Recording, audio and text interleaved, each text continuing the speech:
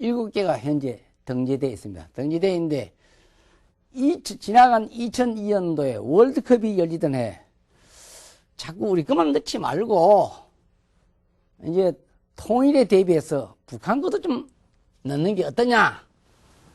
그래서 8번째 북한 걸 넣기 위해서 어떤 작업을 하는 거니, 북한 걸 넣으려면 뭐가 있느냐. 북한도 우리나라니까. 그래서 조사한 것이 고구려 고분입니다. 잘 아시겠지만 고구려 고분은 참 대단한 겁니다. 소위 이것도 하나의 무덤인데 상원 하방식 무덤입니다. 무슨 말인가니? 상원 하방. 하늘은 둥글고 땅은 모나다. 이 원리입니다. 고구려 무덤 장군청 보시면 알겠지만 밑에 이거 각이 졌어요. 땅의 상징입니다. 방향입니다. 그리고 요 위에 요런 무덤이 있었던 거예요. 그러니까 상원 하방식이에요. 이것이 오랜 세월이 흘러서 치마가 돼가지고 인둥만도 하지만 이 상원 하방식 무덤을 고구려 무덤을 장군청이나 이걸 보시려면 서울에도 있습니다. 서울에도 저 송파 삼전도에 가면 백제 초기 무덤이 있습니다. 백제가 어떤 나라입니까? 고구려에서 분리된 나라예요. 피는 못 속여요. 그래서 백제 초기 무덤은 고구려 무덤식을 따랐던 겁니다. 그래서 고구려 무덤하고 저반에 있는 그 고구려 장군총이나 그 흩어진 고구려 고분하고 흡사해요. 똑같아요. 그래서 백제 초기 고분을 보면 고구려 무덤이 바로 그대로입니다. 그래서 이 고구려 무덤을 넣자 했던 겁니다. 했는데 여기다 군자를 하나 더 붙입니다. 고구려 고분 군 하게 되면 북한 안에 있는 안압고분이라든지 강석고분이라든지 이거 말고도 저 먼 옛날 고구려 땅에 있는 중국 땅에 있는 것까지 포함한다는 뜻이 들어가 있습니다. 여기서 바로 반발한 것이 바로 중국이에요. 이게 동북공정이 탈로가 되는 순간입니다. 어떻게 해서 고구려에 믿을 거냐? 고구려는 중국의 지방정권이었다. 이렇게 대답합니다. 그래서 동북공정이 탈락을 하는 거예요. 참 이거를 보면서 생각하는 것이 많습니다. 우리는 동해가 일본해, 독도가 다케시마. 일본이라는 나라가 이런 식으로 역사 왜곡을 하고 어거지를 쓰는 거 하면 반대로 또 이웃에 있는 중국이라는 나라는 이제는 고구려, 동북공정이라서 고구려까지 삼키고 발해, 고조선, 백두산 공정까지 지금 하고 있는 이 판입니다. 착참한 심정을 금할 수 없습니다. 오늘날 우리가 너무 역사에 대해서 소홀했던 건 사실입니다.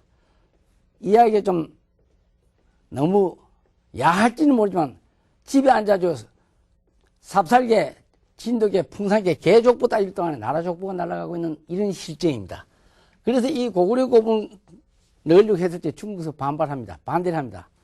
그래갖고 2002년도에는 무산됩니다. 무산됐다가 조사단들이 나와서 해봤더니 이거 대단한 유산이에요. 글자 그대로 이건 세계문화유산감이에요. 그래서 싸우지 마라. 중국 것도 넣어주고 북한 것도 넣어주자. 그래서 2004년도에 다시 고구려 고분이 세계문화유산에 등재가 되었습니다. 그래서 현재는 북한 것 포함 우리 그 세계문화유산에 8개가 등재되어 있습니다. 이거 말고도 그다음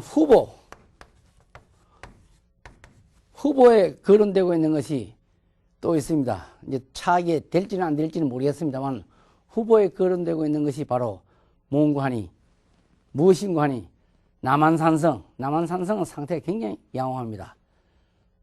우리에 있는 북한산성, 그 외에도 저 청주에 가면 상단산성 또 있죠. 영주 부석사. 부석사 같은 경우는 대단한 고찰입니다. 단일 사찰로서 국보가 5개 있는 사찰이 없습니다.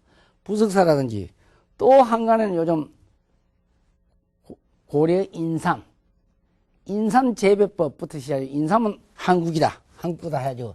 후보에 거론되는 것이 꽤 많이 있습니다. 이렇게 우리 문화유산 이걸 좀 보는 눈을 갖도록 합니다. 이게 바로 세계문화유산입니다. 두 번째가 뭐가 있는 거 아니? 세계 기록유산이라는 게 있습니다. 기록유산. 기록유산이 뭐냐, 이게. 글자 그대로 글씨를 남겨놓은 것이 유산이에요. 그래서 기록유산에 뭐가 들어갈 것 같아요? 우리가 쓴 자랑스러운 훈민정음이 들어갑니다. 훈민정음.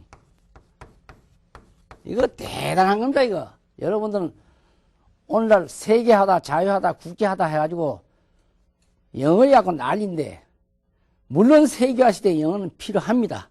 필요하지만 우리 거를 제대로 알고 영어를 하자 이겁니다. 훈민정음이 들어가요.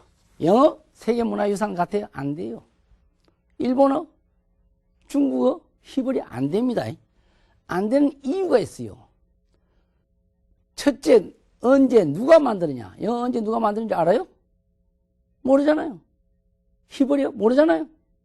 내가 볼 땐 아라비아 숫자, 이거 참 잘 만든 숫자예요. 근데 아라비아 숫자 세계 기록유산에 못 들어갑니다. 근데 훈민정음은 언제 누가 만드는지 알지요. 두 번째가 뭔가니 의성이 가능하냐 이겁니다. 소리흉내. 의성이 뭐냐? 소리흉내입니다. 소리흉내. 무슨 말인가니 문자라고 하는 것은 소리 나는 걸 그대로 옮긴 기호가 문자예요. 예를 들면 핸드폰이 따르릉 왔다 이겁니다. 따르릉 왔으면 한글로 따르릉 쓸 수 있죠. 훈민정음. 영어로 쓰라고 그래요. 난감합니다. 따르릉 못 씁니다. 어떻게 쓰는 줄 알아요? 이렇게 씁니다. 지지지지지. 옆에 사람이 코를 쿨쿨 콜콜 세컨드 한글 쓸 수 있죠? 영어로 쓰라고 그래요. 그것도 지지지. 이게 무슨 글자예요? 이와 같이 의성이 가능하다 이겁니다. 두 번째, 의태. 안 보고도 모양을 알아요. 허허. 소리를 어떻게 모양을 아느냐 이겁니다. 압니다. 옆에 사람이 잠을 자는데 코를 쿨쿨 콜콜 세컨드 어느 게 더 약하냐? 세컨드 약해요. 영어에서는 이게 불가능합니다. 세컨드 약해요. 물결이 남실 찰싹 철썩 어느 게 더 세요? 철썩이 더 세당 다 압니다. 이와 같이 의성의태가 가능하다는 글입니다. 그래서 유네스코, 유엔에서 조사단들이 나와서 보고 뭐라고 이야기한 거니? 이야, 심장이 멎는 것 같아. 어떻게 지구상에 이런 글자가 있느냐? 탐복할 정도였습니다. 그런데 우리가 이거에 앞서 또 한 가지 짚고 넘어야 될 것은 이 훈민정음 누가 만들었어요? 다 아실 겁니다. 세종대왕. 이 세종대왕 글자가 만들 1400년대를 한번 짚어봅시다. 그때는 동양이든 서양이든 이를테면 서양의 유럽 말입니다. 동양이든 서양이든 이 무렵에는 전부가 우민화 정책을 쓸 때입니다. 우민화. 무슨 소린가니 백성이 글을 알면 안 된다 이거야. 백성이 글을 알면 왕권이 흔들린다.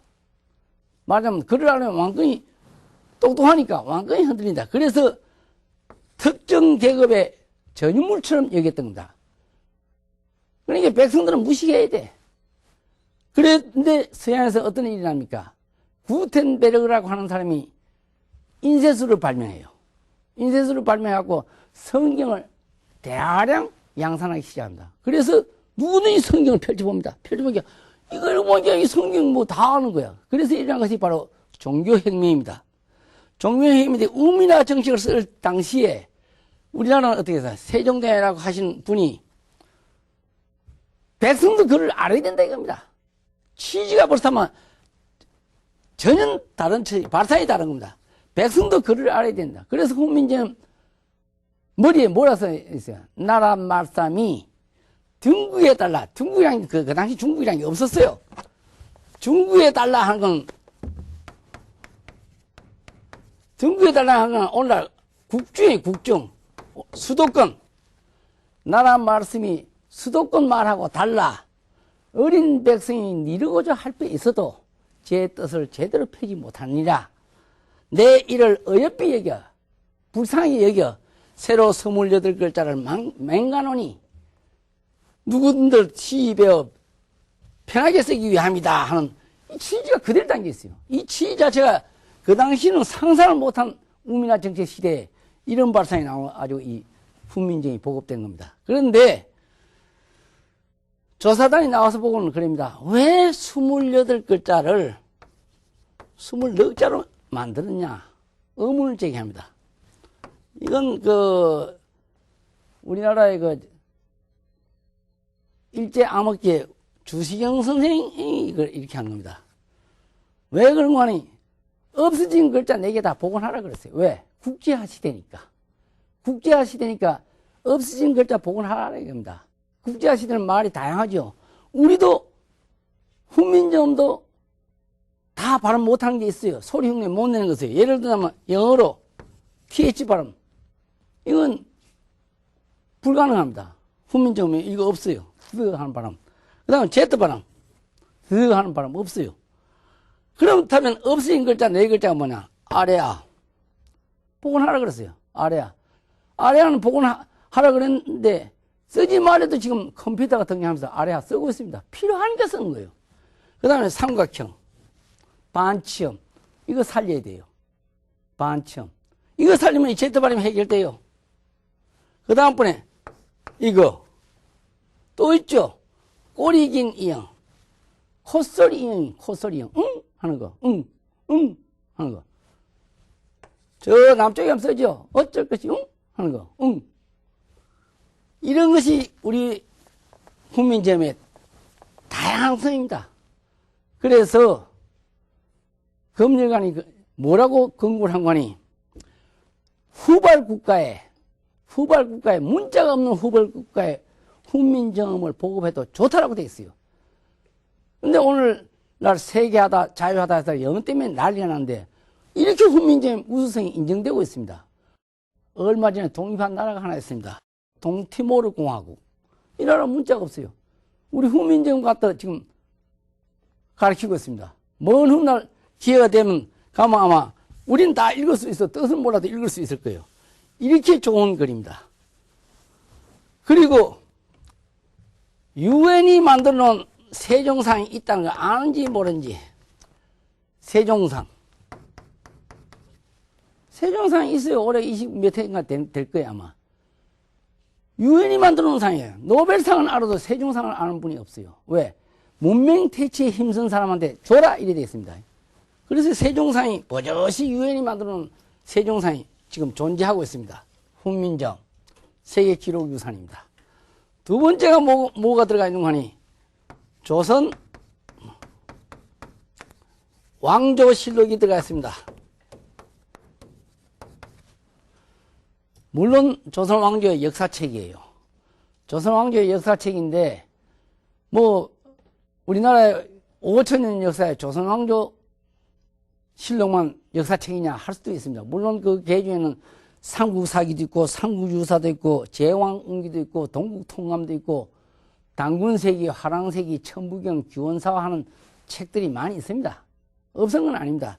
단지 일제강점기를 거치면서 천부경이다, 규원사화다, 당군세기다 이런 책들은 다 일제들이 없애버립니다. 없애버리고 내놓은 건 뭐냐? 삼국사기, 삼국유사에. 이게 오늘날 역사하는 사람들이 이게 하나의 텍스트북에 기본 교과서처럼 되어 있는데 다른 건 인정을 안 해요. 왜 그럼 일제가 이건 살려놨냐?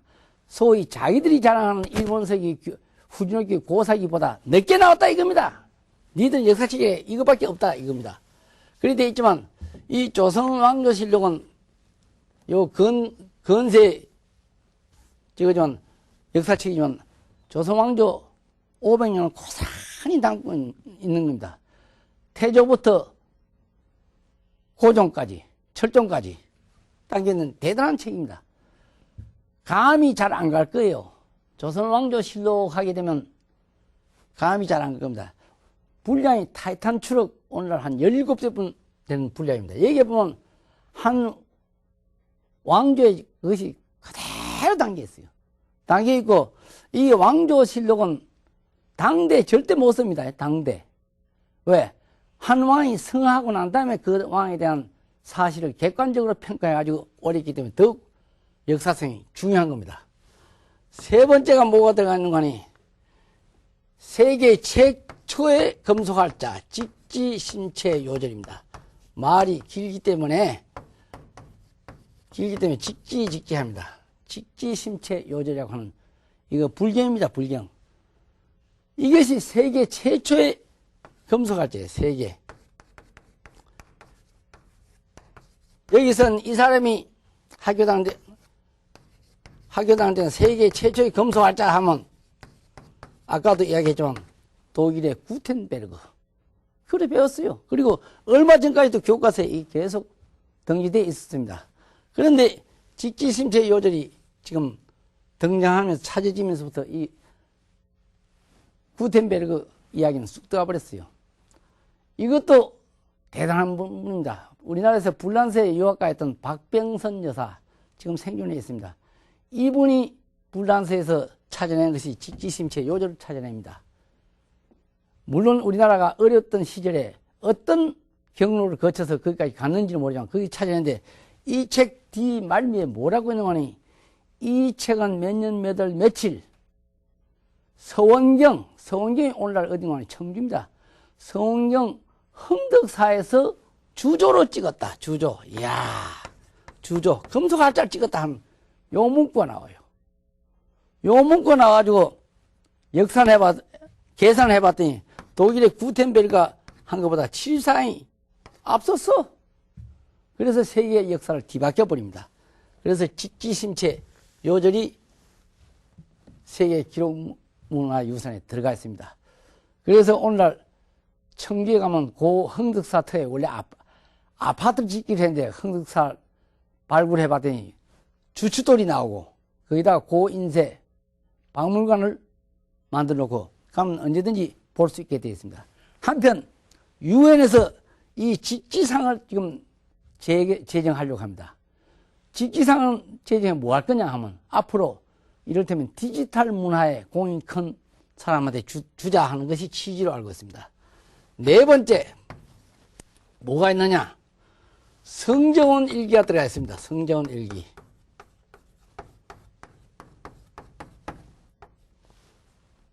많이 들어봤을 거예요.